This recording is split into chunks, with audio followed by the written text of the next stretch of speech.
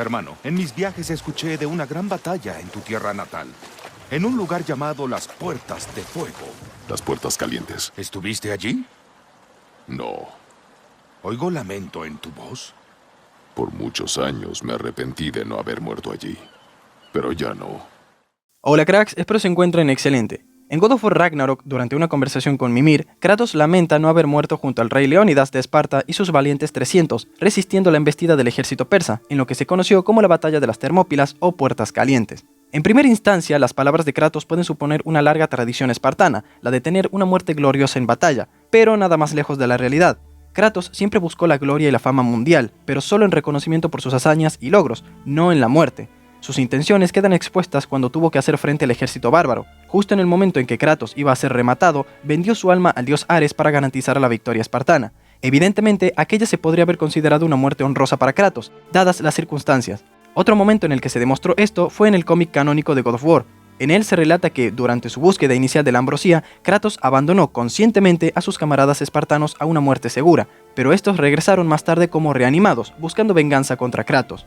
Pues sí, a diferencia de lo que la mayoría piensa, Kratos cometió actos que suponen traición y muerte según la cultura espartana.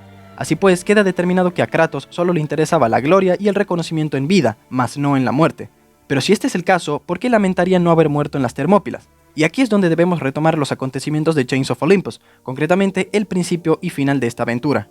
Mientras la batalla en las Termópilas se llevaba a cabo en una zona de Grecia, Kratos fue enviado por los dioses para defender las costas de Ática de la invasión persa. Hacia el final del juego, Kratos tuvo que elegir entre recuperar a su hija Calíope y volver a estar juntos como siempre anheló, o dejar que el resto del mundo sea arrasado. En este punto de la saga, Kratos todavía sufría por la pérdida de su familia y las pesadillas no dejaban de perseguirlo, así que cuando tuvo que renunciar a Calíope, las esperanzas de Kratos de encontrar la paz desaparecieron definitivamente. Así que la razón por la que Kratos lamentaba no haber muerto en las Termópilas no era por el honor de una muerte gloriosa, sino simplemente morir para poder encontrar descanso. Por tanto, este breve intercambio de palabras en Ragnarok en realidad está reforzando aún más el peso que tiene la historia de Chains of Olympus para el lore de ambas sagas, la griega y la nórdica.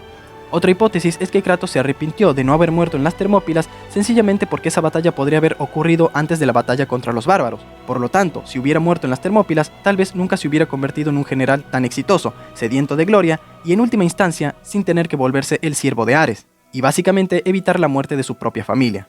Kratos entonces se arrepintió durante mucho tiempo porque de haber muerto de forma temprana, su esposa e hija seguirían con vida.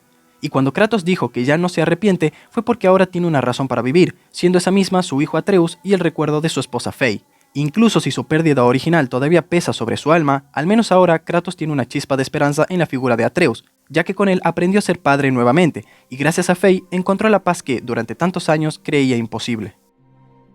El destino solo te ata si lo dejas. Las batallas más difíciles son las internas. Necesitar a otros no es una debilidad. El confrontar el pasado tiene su precio. En tiempos de crisis, el pánico no ayuda en nada. Aprovechalo, úsalo a tu favor. No seré el monstruo de nadie, nunca más. Nuestras acciones tienen consecuencias. No es un castigo que las recordemos.